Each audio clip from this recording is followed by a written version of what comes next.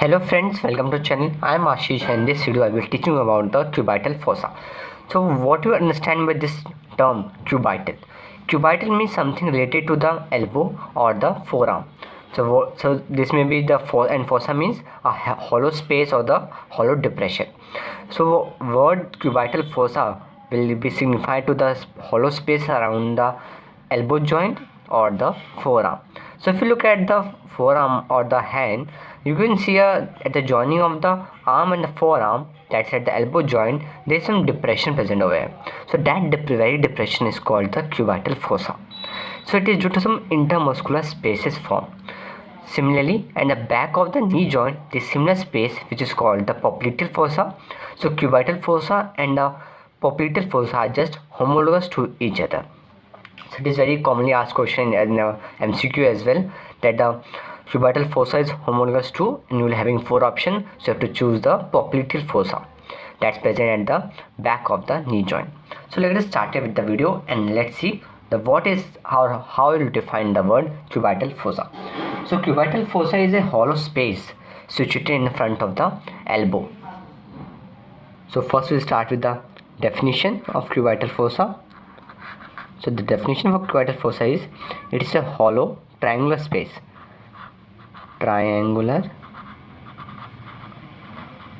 hollow space, or just triangular hollow, and where it is located in the front of the elbow. Triangular hollow in front of elbow. Okay, so cubital fossa is just a triangular hollow in the front of the elbow, and it's homologous or corresponds to the popliteal fossa of the lower limb or the back of the knee joint. So what things makes this topic very important? So if you ever have your BP measured, you might have seen the stethodiaphragm is placed on the cubital fossa to measure the BP. That's to hear the Korsakoff sounds that we'll be discussing later. So this is a triangular hollow in the front of the elbow. So as I told you, it is a triangular space. So as every triangle has some boundaries, there's vertex, the apex, and the sides. So let's see how it is formed. So if you see in this diagram, these 2 diagrams are just enough to discuss about the cubital fossa. Before knowing about this diagram, you must be knowing that in the arm their bone is present is the humerus, and below we have the radius laterally and ulna medially. So you can see here the capital over here, and this is the trochlea. So the base of the triangle is formed by the imaginary line joining the 2 epicondyles of the humerus. So these are the 2 epicondyles. So if you draw imaginary line passing through the 2 epicondyles, this will form the base of the triangle. And how the apex is formed? Apex is formed by the joining of the 2 muscles, one from the lateral side and one from the medial side. So what are these 2 muscles? This lateral muscle is called the brachioradialis. This lateral muscle is called the brachioradialis. And what about this medial muscle? It is called the pronator teres. So the 2 muscles involved in forming the sides or the boundaries of the triangles are the brachioradialis laterally and pronator teres medially. Pronator teres consists of 2 heads. So you can see this is one head, and behind you can see one more head. Okay, why this is important I will let you know in the later part of the video. So if you write something about the boundaries of the triangle, first you define the base. Base is formed by the joining of the 2 epicondyles of the humerus. Lateral boundary is formed by this is the lateral boundary. How you can see, this is the capital over here, this will signify that this is the lateral side. So the lateral boundary is formed by the medial border of the brachioradialis. As brachioradialis is a broad muscle, you have to define which boundary of it is forming the boundaries of the cubital fossa, which border. So it is formed by the medial border of the brachioradialis muscle, and the medial border is formed by the lateral border of pronator teres. Okay, so this was about the lateral and the medial boundaries, basic discussed, and the apex is formed by the joining of the 2 boundaries, that is the medial and the lateral boundary. So this was about the apex. So how the roof and the floor is formed, this will be the last topic in the heading of the boundaries. First, let's start with the floor. For the discussion of the floor, we have to concentrate on this diagram. So which bone is it? This is a bone of the forearm, that's the radius, and this is the ulna. So this is this is the region in the upper part, and this is the region near the what is called the radial tuberosities. So radial tuberosity posterior part has the insertion of biceps tendon. So this tendon over here is the biceps tendon, or the tendon of biceps brachii, biceps tendon, and over here is the bursa for the tendon. So this is the which muscle, which bone? Radius, and this is the ulna. The muscle over here is the supinator. This is the supinator muscle, supinator, and this muscle is brachioradialis, and these are the two heads of pronator teres. Okay, so this is the brachioradialis, and these are the two heads of pronator teres, and the muscle over here is called the brachialis. So don't get confused with the name. This is the supinator muscle covering the or enclosing the radius, and over the ulna is present the brachialis. So this is the anterior side, this is the posterior side.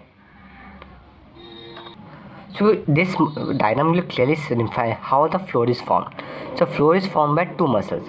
One is the brachialis, another is the supinator. The supinator and the brachialis together forming the floor. So roof is formed by, first is the skin, then the superficial fascia, and the third is the deep fascia. There is some speciality about the superficial fascia of the cubital fossa that I will be telling you. So first let us write down the boundaries. So let's recap how the boundaries are formed. So medially, what you can see, medially it is formed by the lateral boundary of pronator teres. So this is the lateral border of the pronator teres. Laterally it is formed by the medial border of brachioradialis. Base is formed the imaginary line joining the two epicondyles of humerus. Apex is formed by the meeting point of the lateral and the medial boundary. Floor, as you can see in the under diagram, is formed by the supinator as well as the brachialis. So this is this is the cubital fossa above, and the base is formed by, or floor is formed by the brachialis and the supinator muscle. And especially about the floor. Now, as I told you, as most of the floor or the superficial layers are the skin, superficial fascia, and deep fascia. But there is some speciality in the superficial fascia of the cubital fossa. It consists of very important vein, that's a median cubital vein. You can just note the spelling, it's median and not medial. So it is the median cubital vein which is formed by the joining of the basilic and the cephalic vein. So as you can see in the diagram that's displayed, we have the basilic vein on the medial side, cephalic vein on the lateral side, and the median cubital vein is formed by the joining of these two. Apart from this, we have medial and the lateral cutaneous nerve of the forearm. So I have got some homework for you. Just find out medial and the lateral cutaneous nerve of the forearm are the branches of which nerve. So okay, which major nerve give branches to the of which branch of medial and the lateral cutaneous nerve of forearm. And the third deeper structure will be deep fascia. So you're having something like this, skin above, then superficial fascia with some structures. Okay, then we will having the deep fascia. Now let's see about the contents of the cubital fossa. So you can see in this diagram the contents are very much clear to you, and the trick is all very simple to remember.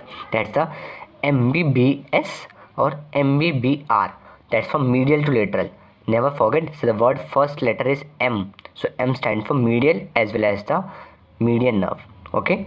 So the median nerve will be most medial. We'll always say from where to where you are telling the contents.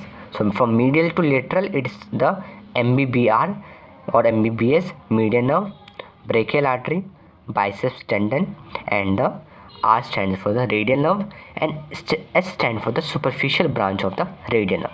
The radial nerve, as soon as it reaches the cubital fossa, it divides into two. That's the superficial and the deep. The superficial branch is called the superficial branch of the radial nerve, and deep is called the posterior interosseous nerve that supplies the deeper muscles of the extensor compartment. So I will tell you in detail when we are discussing about the course of the radial nerve.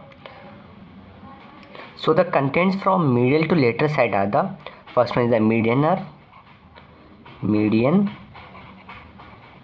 nerve, the yellow color structure that you see over here. Then is the brachial artery. It's divided into two, radial and ulnar. So this is the radial branch and this is the ulnar artery. Okay, so MS stands for median nerve. Then we have the brachial artery.